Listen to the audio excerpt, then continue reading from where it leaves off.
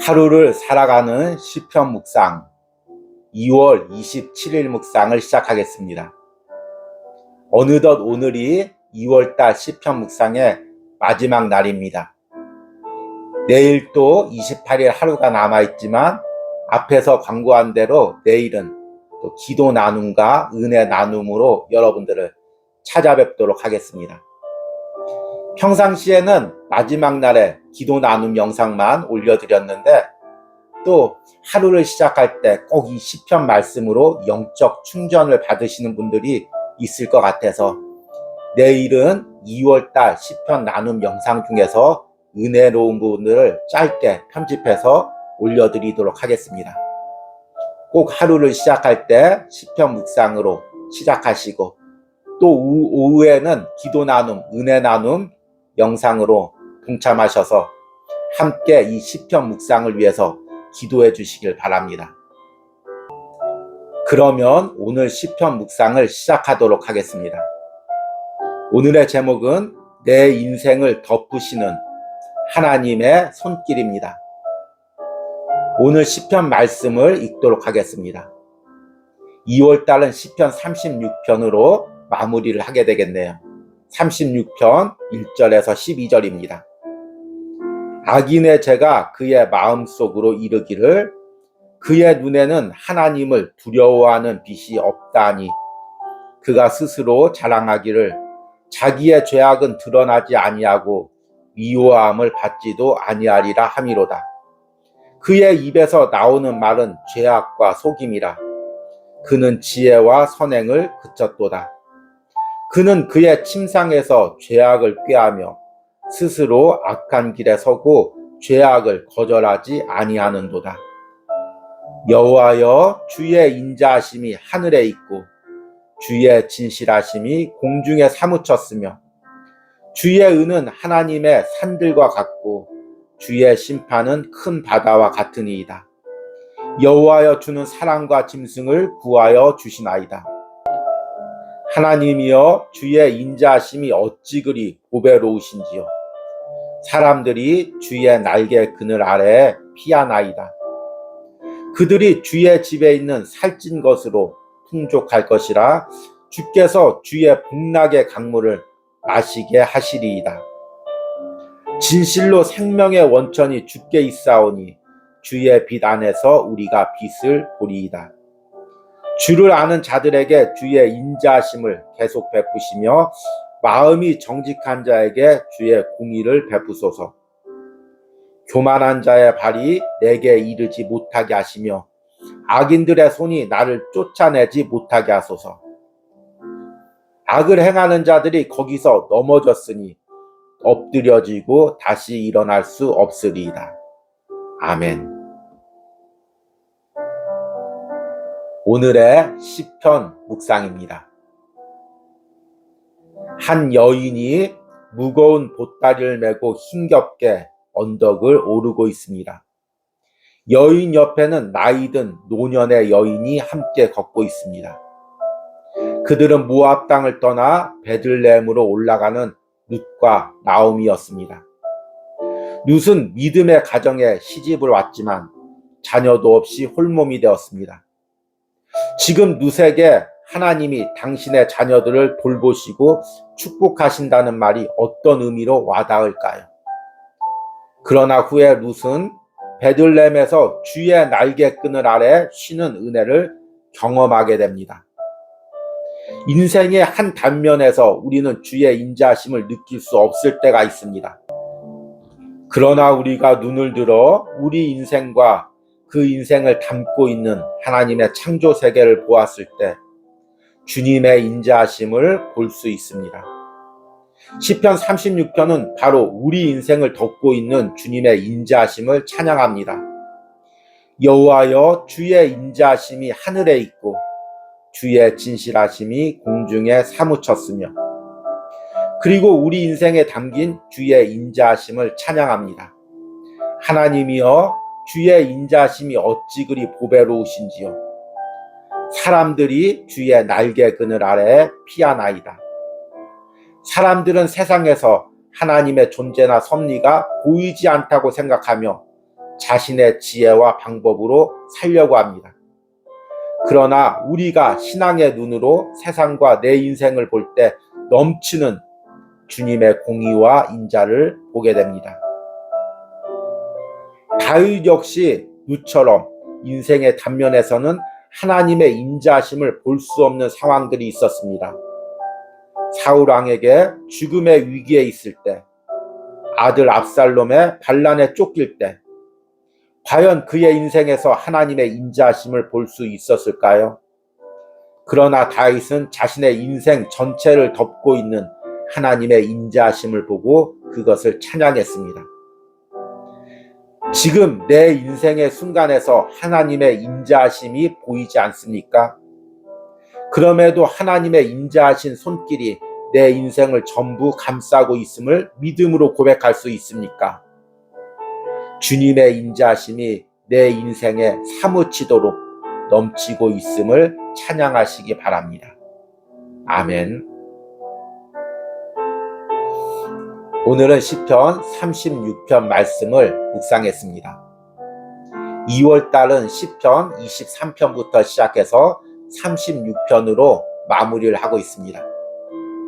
시편 36편을 처음에 읽으면 마치 악인들에 대해서 악인들의 삶을 보고 낙심하는 것처럼 느껴집니다.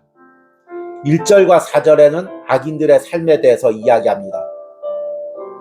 악인의 죄가 그의 마음속에 이르기를 그의 눈에는 하나님을 두려워하는 빛이 없다 하니 그가 스스로 자랑하기를 자기의 죄악은 드러나지 아니하고 미워함을 받지도 아니하리라 하미로다. 그의 입에서 나오는 말은 죄악과 속임이라. 그는 지혜와 선행을 그쳤도다.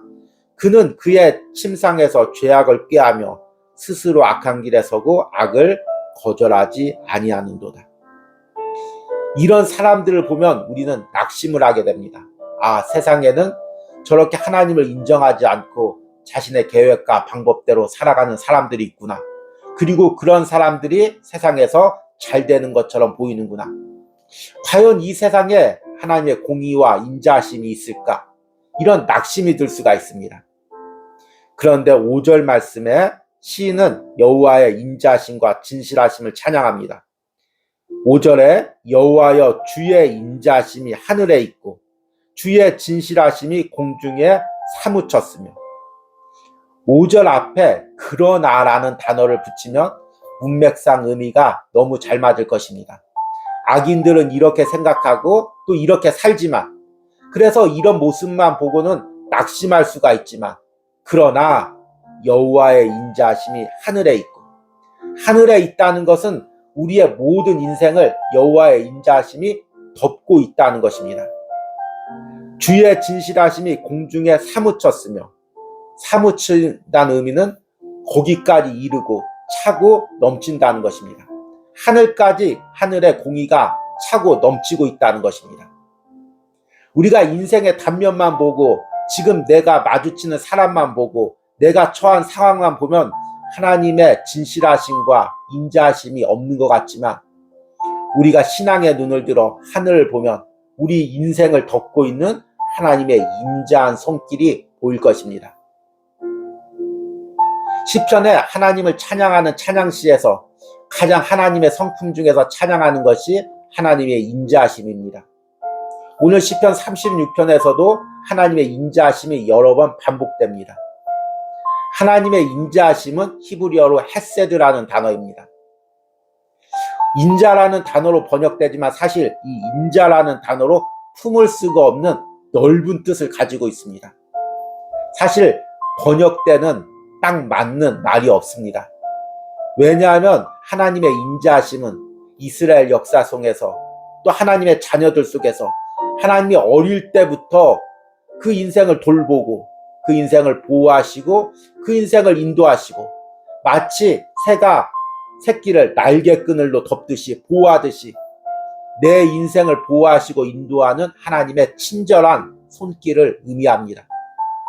그래서 영어 성경에는 loving kindness라고 번역된 성경도 있습니다. 이 하나님의 인자하심을 가장 잘 표현하고 있는 성경이 룻기입니다. 오늘 시편 묵상에서도 언급했지만 룻은 믿음의 가정으로 모압 여인이지만 시집을 왔습니다. 그런데 시아버지가 죽고 또 남편이 죽었습니다. 그리고 시어머니를 따라서 베들레헴으로 올라가야 됐습니다. 그 상황에서 과연 하나님이 인자하시다고 룻이 고백할 수 있을까요? 그런데 룻이 베들레헴에 가서 보아스를 통해서 하나님의 인자하심을 경험합니다. 룻기 2장 12절 보니까 보아스가 이렇게 이야기합니다. 여호와께서 내가 행한 일에 보답하시기를 원하며 이스라엘의 하나님 여호와께서 그의 날개 아래에 보호를 받으러 온 내게 온전한 상 주시기를 원하노라 하는지라.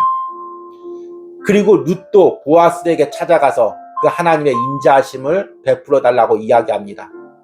룻기 3장 9절 말씀 보니까 이르되 내가 누구냐 하니 대답하되 나는 당신의 여종 룻이오니 당신의 옷자락을 펴 당신의 여종을 덮으소서. 이는 당신이 기업 물을 자가 됨이니이다 하니. 하나님의 인자하심을 하나의 이미지로 그리면 마치 옷을 통해서 모든 허물을 덮듯이 새가 날개끈을로 자기 새끼를 다 덮듯이 하나님의 인자하심이 우리의 인생을 덮는 것입니다.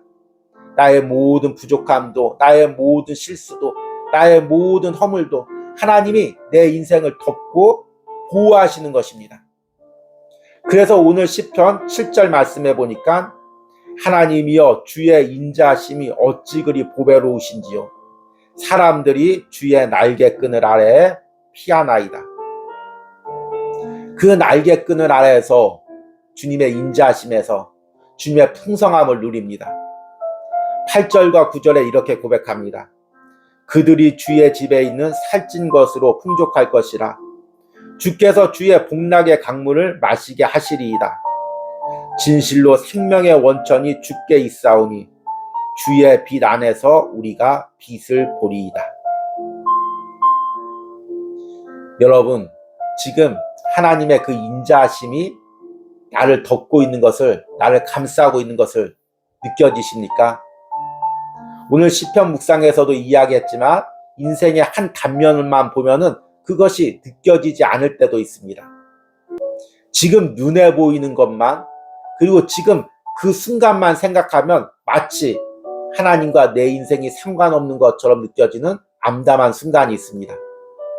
그러나 눈을 감고 기도하고 다시금 주님의 손길을 느껴보면 주님께서 내 인생 전체를 주님의 날개끈을로, 주님의 옷자락으로, 예수 그리스도의 십자가의 보혈로 덮고 보호하시고 인도해 가심을 느끼게 됩니다. 만약 그것을 느끼지 못한다면 우리 역시 세상 사람들처럼 하나님이 없다고 생각하고 하나님의 섭리가 없다고 생각하고 내 방법대로 내 지혜대로 살아갈 것입니다. 오늘 여러분들이 이 시편 묵상을 통해서 내 인생을 덮고 있는 하나님의 인자하심을 경험하기를 원합니다. 한번 돌이켜 보십시오. 인생의 매 순간 매 순간 위기가 있었고 어려움이 있었고 버려진 것 같은 외로움과 암담함이 있었습니다. 룻처럼 전혀 모르는 베들레헴에 들어가는 그런 낯선 상황에 놓여진 때도 있었을 것입니다. 다윗처럼 사울왕에게 광야를 쫓기며 모든 것이 다 잃어버리는 순간도 있을 것입니다. 때로는 아들 압살롬의 반란으로 인해 쫓기면서 믿는 사람에게 배신을 당하는 아픔도 있었을 것입니다. 그러나 돌이켜 보십시오. 그 모든 것도 하나님의 섭리 속에 있습니다. 하나님의 인자하심이 우리를 두르고 있습니다. 그 하나님의 인자하심, 그 자상한 손길, 친절한 손길을 우리가 느낄 때만이 비로소 하나님의 성품을, 하나님의 섭리를 찬양할 수가 있는 것입니다. 오늘부터 또 세상에서 한 주가 시작됩니다. 또 이틀 후면 3월달이 시작되죠.